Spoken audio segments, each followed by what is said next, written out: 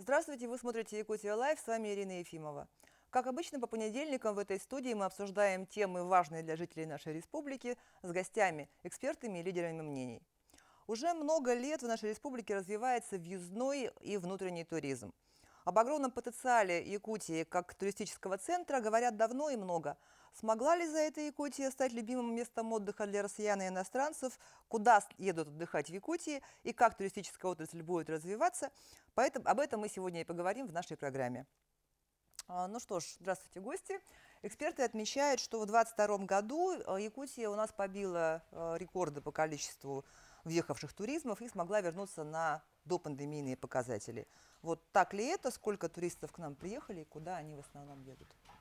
Да, действительно, в 2022 году турпоток достиг того уровня, который был у нас до пандемии в 2019 году. И более того, у нас был рост 25%, четверть от количества туристов по сравнению с 2021 годом. Таким образом, в 2022 году Якутию по официальным данным посетило более 237 тысяч туристов. А куда они в основном едут? Так же, как и раньше, основными и самыми популярными направлениями являются, конечно же, наши Ленские столбы, визитная карточка Якутии, Аймикон, полюс холода. И также параллельно развиваются новые направления, в том числе в арктические улусы нашей республики. Но все-таки самыми популярными являются те объекты, которые находятся вблизи города Якутска. Ну, наверное, из-за того, что проще логистика, да, Совершенно все-таки. верно. Давайте для начала определим, что вот для каждого из вас является визитной карточкой Якутии. То есть вот куда вы советуете ехать своим друзьям, гостям? Ну, если вот дополнить о развитии туризма, да, мы прекрасно понимаем, для чего едут наши гости. И мы, конечно, говорим о том, что посмотреть в Якутии и то, что мы продвигаем сейчас. Это, безусловно, наш холод, это те достопримечательности, которые у нас есть. Безусловно, основным это, вот как называла Тамара, это Ленские столбы, но у нас также есть очень много прекрасных мест, где можно отдохнуть. И сами якутяне, они, конечно, выбирают те локации, во-первых, где удобно, где комфортно и где что можно посмотреть. И третье, это, конечно, уровень гостеприимства, сервиса на тех объектах, где есть эти места каких-то достопримечательностей, либо локаций. Вот это мы как раз продвигаем. И, конечно же, это люди, творчество, да, людей, которые есть у нас в Якутии. Чем можно гордиться, что можно показать, что посмотреть. Это уникальность наших людей. Вот на этом, наверное, выстроен туризм, наверное, коллеги со мной тоже согласятся, да. И, конечно, направлений туризма в Якутии огромное количество. Если говорить, что основное, это мы говорим туризм достопримечательностей, есть у нас и экскурсионные маршруты, как и круизный, да, туризм. У нас есть экологический, у нас есть экстремальный туризм, в основном на северные вот наши районы. И в этих направлениях как раз все и развиваются. И, наверное, туристам это и интересно. Ну, если говорить о Ленских столбах, наверное... Да. Ну, вообще у нас туристы. круизы выходного дня. Ну, Есть еще арктические маршруты. да, арктические круизы. Мне и о том рассказать. Но они тоже востребованы? Да, они очень востребованы. Ну, особенно, конечно, востребован это круиз выходного дня. В связи с тем, что... Это однодневный маршрут, получается? Нет, это трехдневный, 46 часов. В данном круизе очень обширная программа. То есть это на комфортабельных теплоходах. Ну, это вот те самые Ленские столбы. Да. Насколько популярны вот длинный у вас есть маршрут до Тикси? До пандемии, до спецоперации нас очень часто посещали иностранные туристы.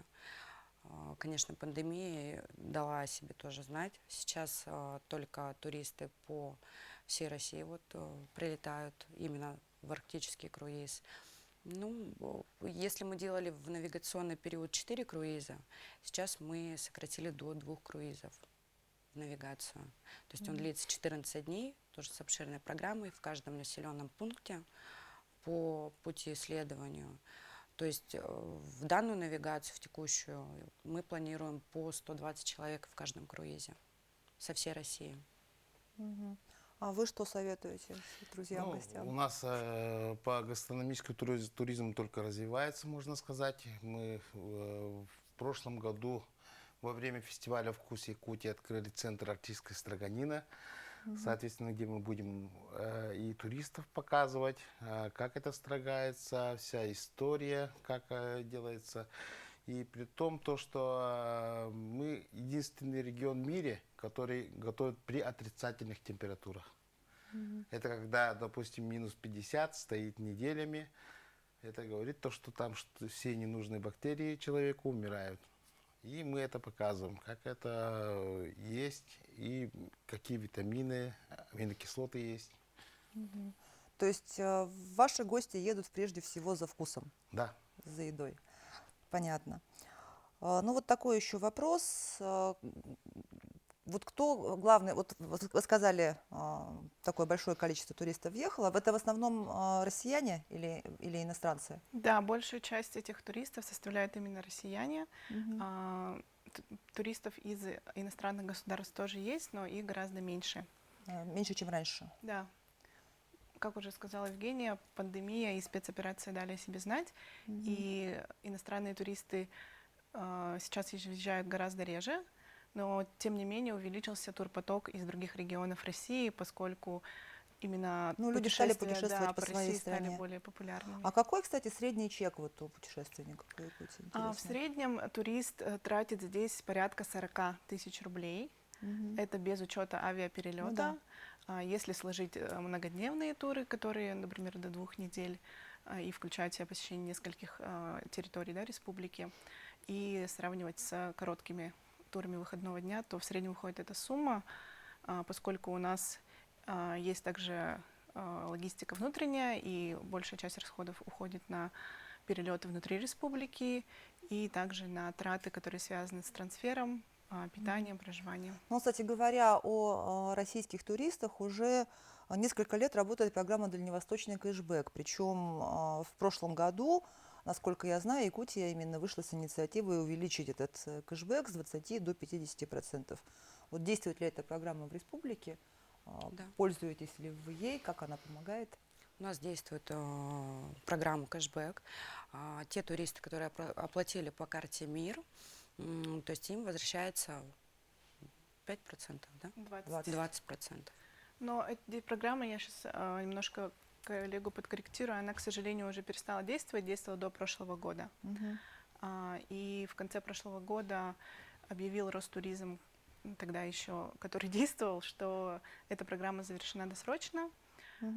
Что касается инициативы Якутии, да, действительно, мы с такой инициативой выступали, поскольку все дальневосточные регионы нас в этой инициативе поддержали, так как до нас добираться очень дорого и сложно, чтобы этот процент был увеличен. И тогда он был увеличен до 40%. И этой услугой пользовались туристы, которые приезжали к нам. А она работала только для тех, которые приехали, или для внутреннего туриста тоже?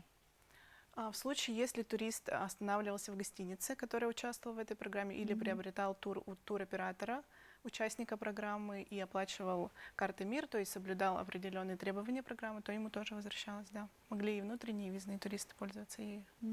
Вот у нас управляющая гостиницы тоже есть. Работала у вас эта программа? Да, конечно, наши гостиницы были подключены к программе и пользовались достаточно большой популярностью. То есть людям нравилось, все жили, были довольны. Но, может быть, какую-то в республиканскую, внутреннюю такую программу сделать подобную, ну, может быть, не с таким огромным кэшбэком, вот, но все равно же довольно затратные мероприятия. Вообще какие-то меры поддержки для туроператоров местных есть? Да, турагентов? к сожалению, именно аналогичной программы кэшбэка у нас на сегодняшний день нет, но есть ряд мер поддержки для предпринимателей в сфере туризма, в том числе для туроператоров. Это субсидии на приобретение турснаряжения в рамках национального проекта «Туризм и индустрия гостеприимства», который позволяет приобрести различные предметы, которые необходимы для проведения самого турмаршрута. Это начиная от палаток, байдарок, катамаранов, заканчивая спутниковой связью и так далее. Также программа распространяется на благоустройство туристических баз, и на уровне республики также существует субсидия для владельцев турбаз на строительство круглогодичных объектов размещения с санитарным узлом. То есть такая программа была создана для того, чтобы повышать уровень комфорта туристов, чтобы в республике появлялись объекты, которые будут работать круглый год, чтобы увеличивался турсезон, и которые бы отвечали требованиям туристов. Ну вот мы часто говорим про экотуризм, про экстремальный туризм.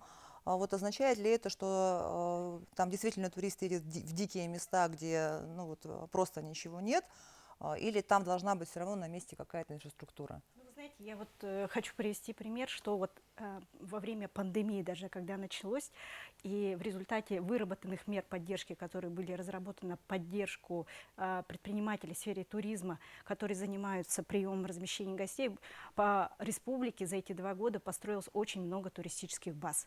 На сегодняшний день их уже 68, да, и это дало возможность, во-первых, как раз-таки всплеск внутреннего въездного туризма изнутри нашего региона. С улусов приезжают, да, размещаются, к примеру, в той же туркомплексе Артодайду, да, или же где-то турбаза, которая на Амге открылась, или же в Горном, или же в Намцах.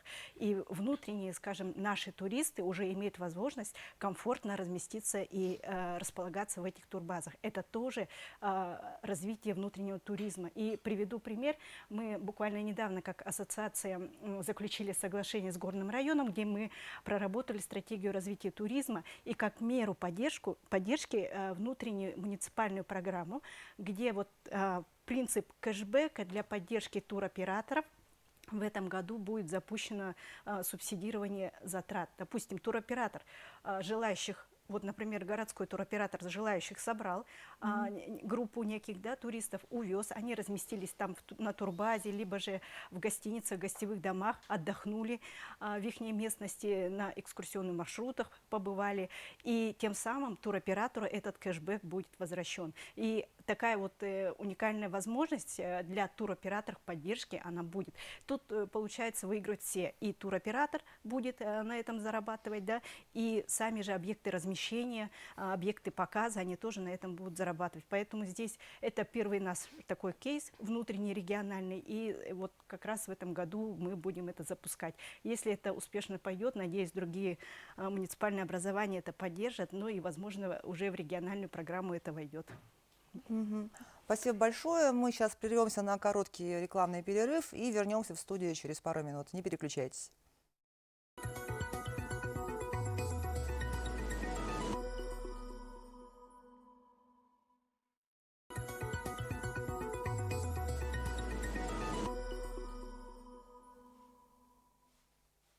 Это программа «Якутия Лайф». Мы продолжаем обсуждать развитие внутреннего и въездного туризма в нашей республике.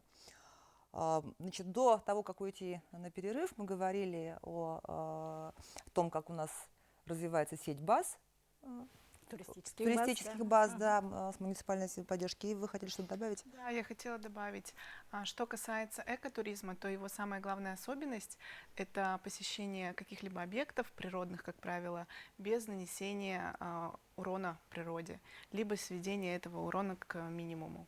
То есть рыбалка – это уже не экотуризм, а бёрдвотчинг – это экотуризм, да? И либо ты, если поймал рыбу, отпустил ее, это тоже можно отнести к экотуризму. И у нас на сегодняшний день наши туроператоры, которых 28 единиц в республике, предлагают различные турмаршруты, их насчитывается порядка 260 на сегодняшний день, в том числе есть пешие, которые в принципе не используют никакой вид транспорта, туристы гуляют, отдыхают, фотографируются, и природа от этого, можно сказать, ничего не теряет. И есть тоже, я хотела привести в качестве примера один успешный кейс. Экотуризм, как правило, развивается на территориях особо охраняемых природных территориях. Да. Их у нас в республике очень много, порядка 3 территорий занимает. И в прошлом году предприниматели совместно с Дирекцией биологических ресурсов, с ООПТ внедрили такую практику, как создание объектов инфраструктуры на ООПТ. Что это включает в себя? Специально оборудованные костровища, которые как раз-таки защищают от случайных пожаров и не позволяют в случае опасности их распространяться. Также оборудованы санитарные точки, места для сбора мусоров и так далее. И считаем это отличным кейсом, который будет распространен на другие опыты республики. Мгм. Ну, так и есть же, потому что каждый раз, когда возникали вопросы, как развивать туристические маршруты, или же во время там пожаров, все было запрещено, да, когда нам говорили, нельзя разводить костры возле Ленских столбов или где-то еще в других местах, да, на сплавах даже, да, и тут все время была дилемма, а как сделать так, чтобы и туризм развивался, и было разрешено. И слава богу, когда все собрались, и туроператоры, да, все, скажем, чиновники наши, и те, кто отвечает за сохранность территории, да, водные объекты, еще же там, чья граница наша не надо, это тоже была проблема. И слава богу, в прошлом году, вот как Тамара рассказывает, нашли выход, когда все это будет регламентировано, стандартизировано, и это даст возможность реализовывать эти турмаршруты. Потому что очень часто мы слышали от туроператоров, у нас уже брони от приезжих там российских туристов, ну, из центральной России, да, уже куплены все билеты, а тут бац, и нам запрещают. И что делать? И вот это, мне кажется, огромное решение, да, тех проблем, которые мы каждый год испытывали. Мгм. А вот такое направление еще как промышленный туризм, тоже вот в моду вошло несколько лет назад, да, у нас что-то есть, вот, ну, кроме, конечно, трубки «Мир». Да, действительно есть. У нас вообще в республике реализовался целый проект по промышленному туризму, куда вошли как крупные промышленные предприятия, особенно они сконцентрированы на юге республики. Это Колмар Тур, это дочерняя компания Колмара. В Алдане есть несколько месторождений. И, конечно, в Мирном есть возможность приехать, посмотреть, каким образом добывается тот или иной металл или драгоценный камень, вплоть до его превращения, например, в бриллиант, если мы говорим о Мирном. Были созданы технологические карты, методические пособия, чтобы эти промышленные предприятия могли принимать у себя туристов, потому что там очень важно соблюдать все меры безопасности, ну а также проводить экскурсионные программы, чтобы туристу это прежде всего было интересно. И что мне лично очень нравится в промышленном туризме, что не обязательно быть какой-то крупной, например, добывающей компанией для того, чтобы принимать участие в этом проекте. Любой предприниматель, даже если он совсем небольшого масштаба, но производит что-либо, будь это какие-то хлебобулочные изделия, ювелирные изделия, какой-то мастер по косторезному искусству, он может принять участие в этом проекте и привлекать туристов на свой объект, показывать ему, как он что-то создает. И это пользуется большой популярностью. Например, в этом проекте у нас участвовала ювелирная компания Керги, и они рассказывали туристам у себя на производстве, каким образом происходит обработка металла драгоценного и как он превращается потом в эти наши прекрасные ювелирные изделия. Ну, с ювелирными изделиями это может быть еще и понятно, или там с косторезными, а вряд ли кто-то приедет в Якутию смотреть, как хлеб пекут. Ну, это я привела пример. Вообще, в целом, по России такая история есть. Ну, или, может быть, если Да. это какие-то специальные якутские лепешки, у вас вот есть такие люди, которые приходят смотреть, как это готовится? Да, не, есть. просто, не просто Ну, есть, допустим, а... у нас как идет, да, усадьба Атлас, вот турист приехал, мама у нас алгыс обряд проводит, то есть с традициями знакомит, и мы через традиции уходим на гастрономические обеды и ужины. Соответственно, подаем и саламат, и строганина, как она строгается, как на льду можно приготовить, допустим, печень жеребенка, как сделать десерты кюрчах, мороженое. И показываем, и рассказываем. И люди в восторге. Наверное, особенность гастрономической вот этой темы, в чем она мульти такая, она встроится в любой турмаршрут. Да. Хоть промышленного туризма, хоть, скажем, экологического, хоть экстремального, потому что питание, оно везде. И посещение туристов, неважно в каком маршруте, оно все равно будет, даже если на круизах, да, там обязательно история гастро, она всегда существует. Поэтому тут мы на всех площадках участвуем. Вопрос лишь в том, как это правильно подать, Конечно, чтобы да, презентовать формат и национальную прочее, да. Вот 2 дня назад как раз на юге Якутии были и рассказывали, и показывали мастер-классы, что, допустим, в тех же регионах должны быть свои блюда. Допустим, мы в Алдане побывали, что-то поели. Если ты этого не поел, то ты не был в Алдане. И такие блюда уже потихо встраиваются в этот туризм и уже начинают работать. А они должны эти блюда придумать, если их нету? Да. И если нету, но суть в том, что она должна быть из места, где все производится. Допустим, есть там коровники, значит, молоко есть, здесь эти есть. Ягоды местные должны Ягоды быть. местные, да. И они как-то должны соединиться и превратиться в национальное блюдо. И здесь самым главным, наверное, на мой взгляд, моментом вообще в туризме очень важен сторителлинг. Если ты очень вкусно, интересно об этом расскажешь, еще приплетешь какую-нибудь легенду, то этот объект или это блюдо или эта достопримечательность, она сразу имеет совершенно другой вид и приобретает особый смысл, особый интерес со стороны туристов. Поэтому, что касается блюд, я думаю, что каждый район республики может для себя, исходя из своих природных особенностей, определить и найти такую фишку. Ну, в идеале, наверное, и каждая гостиница должна иметь свою легенду. Ну, Каждая. сейчас как раз работаем над национальной уличной едой, то есть вместо вот блюд иностранных, которых уже будем создавать нашу национальную уличную еду. И сейчас работы ведутся. В скором времени до лета уже мы должны выпустить пару проектов. Ну и вот в прошлом году, когда у нас был фестиваль «Зима начинается с Якутии», да, наверное, один из успешных тоже направлений – это внедрение нашего регионального завтрака, да, в гостиницах, наверное, Света расскажет об этом. В прошлом году у нас был тур по гостиницам благодаря вот Татьяне Александровне и агентству развития туризма и маркетинга. Спасибо большое, было очень интересно. Мы как бы участвовали в нем, гостиница «Алас», и презентовали свой региональный завтрак. По запросу как бы гостей мы готовим, да, региональные завтраки. К сожалению, не все туристы могут такую специфическую кухню с утра кушать, как бы. Поэтому по отдельному запросу мы делаем кёрчих, якутские оладушки традиционные, карасей жареных. В общем, вот такие моменты. Ну вот очень важно же, да, коллеги, согласитесь, региональный компонент, он должен быть везде. Когда мы садимся в самолет уже, да, даже в бизнес-классе можно уже, мне кажется, предлагать такое меню, которое из нашего региона. Тоже индигирку или еще что-то, да, почему бы нет. Обязательно, когда круизы, там тоже уже да, спецменю, который с нашей национальной кухни, те же обряды. И, ну, конечно, по маршруту это обязательно вся гастроистория наших ресторанов. И вот это должно быть вообще идеологией, концепцией вообще развития туризма, ну, с точки зрения той кухни, гастрономии, которую мы есть, и развития именно арктической кухни, в которую мы как раз и входим. В общем, это не только то, что рестораны только готовят, оно должно быть вот по всему пути следования маршрута, вот как точка касания с нашим регионом. Вы хотели что-то добавить? Да, я хочу добавить как раз по этому вопросу, что действительно региональный компонент сегодня вот именно в гастрономии, да, приготовление блюд из сырья, нашего местного сырья, он очень актуален и поэтому внесен в обязательно, значит, в программу обучения, значит, наших студентов, которые впоследствии будут работать на предприятиях, организациях, в туристических комплексах нашей республики.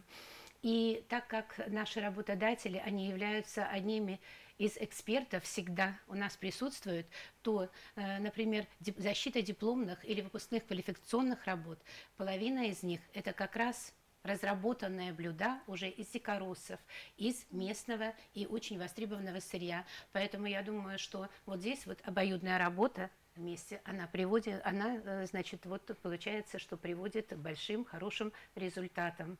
И вводится уже в меню наших туристических комплексах много и у нас ресторанов. желающих посвятить себя вот этой сфере?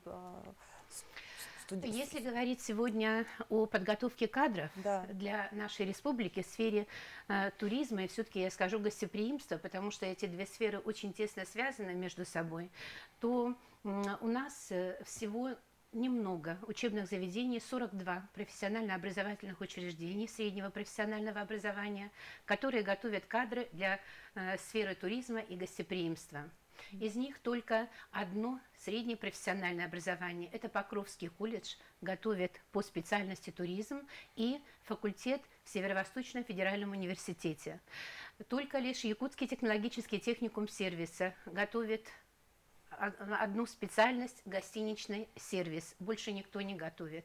Но зато 7 профессионально-образовательных учреждений нашей республики – это из Якутска, Якутский технологический техникум сервиса, Усть-Алданский техникум, Намский техникум, Сунтарский колледж и Мирнинский колледж. Они готовят специалистов, которые получают базовые знания в соответствии с федеральным государственным образовательным стандартом по таким специальностям востребованным, как повар-кондитер, поварское и кондитерское дело, ресторанный сервис, специалистов, которые везде не хватает, и тоже готовится ежегодно только одна учебная группа на всю республику.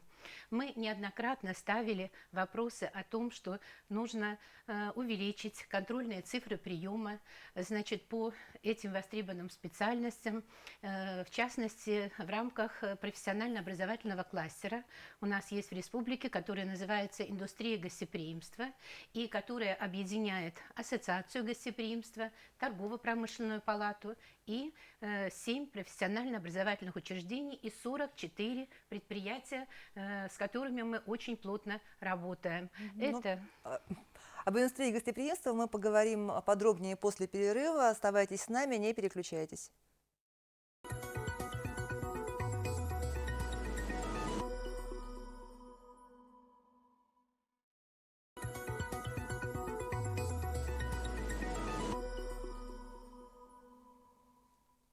Это программа «Якутия Лайф», и мы продолжаем обсуждать развитие туризма в нашей республике. Перед тем, как уйти на перерыв, мы говорили об индустрии гостеприимства. И вот действительно в Якутии создан производственно-образовательный кластер индустрии гостеприимства и учебно-педагогическое объединение СПО по укрепленной группе специальность сервис и туризм. Вот вы именно про это и говорили, да, получается? А вот желающих много, в смысле студентов, ну, желающих обучаться? Ну, если говорить о наборе прошлого года, то от 2 до 14 человек на место в зависимости от специальности. Потребность у студентов очень нравится, значит, поступать на такие специальности. И тем более, что здесь ведь зависит от того, какой процент трудоустройства. Так вот, практически мы можем быть уверены, что все, кто закончит наши специальности и профессии, кто дойдет до окончания, они все будут трудоустроены.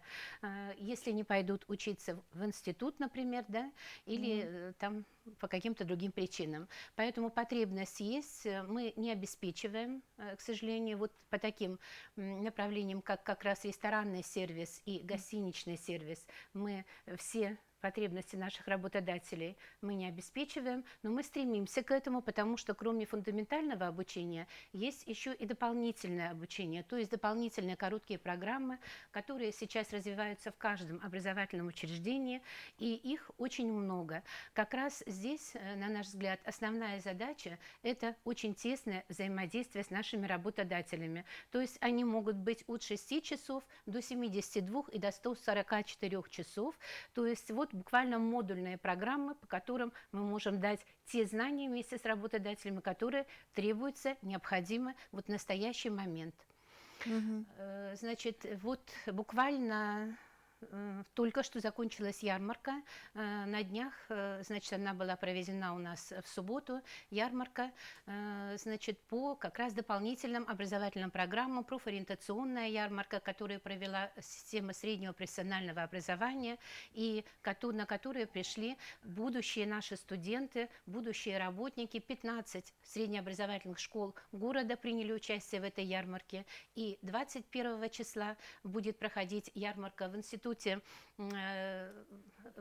водного транспорта 21 числа, где соберутся вместе образовательные учреждения среднего профессионального образования, работодатели со своими мастер-классами и студенты вузов нашей республики. И тема подготовка кадров для нашей, в том числе, сферы. Спасибо.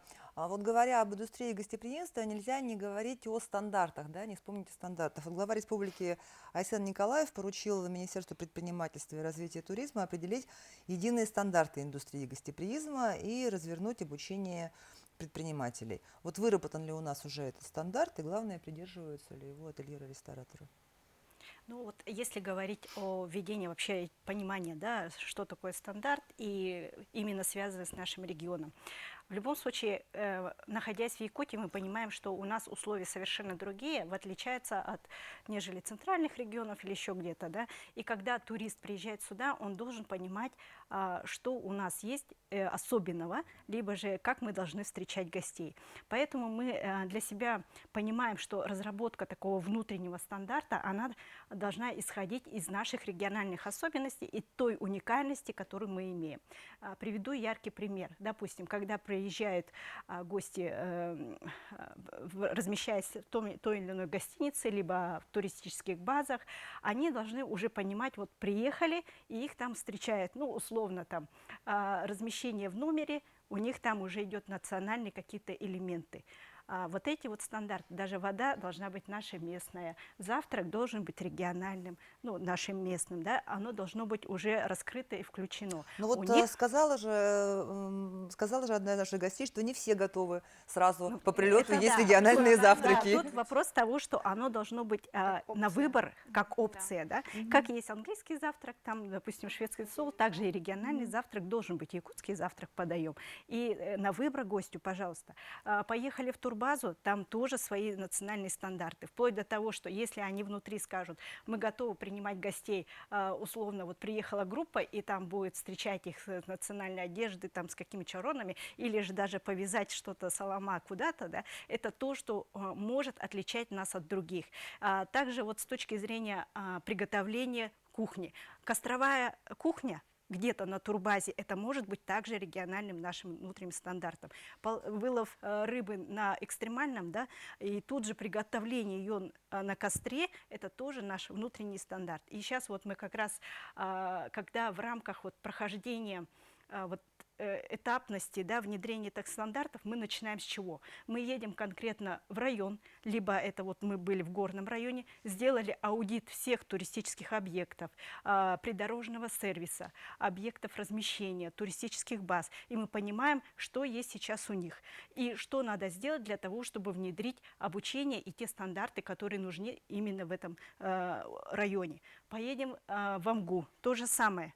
И на основе этого, вот когда мы видим, что есть в местности, мы разрабатываем в целом как единый такой стандарт приема гостей, так и их вкрапления, которые нужны именно в этом районе, их особенности. Мы, если говорим, значит, условно, земляника, да, это АМГА, ассоциация идет, значит, мы где-то элемент этот должны тоже учитывать.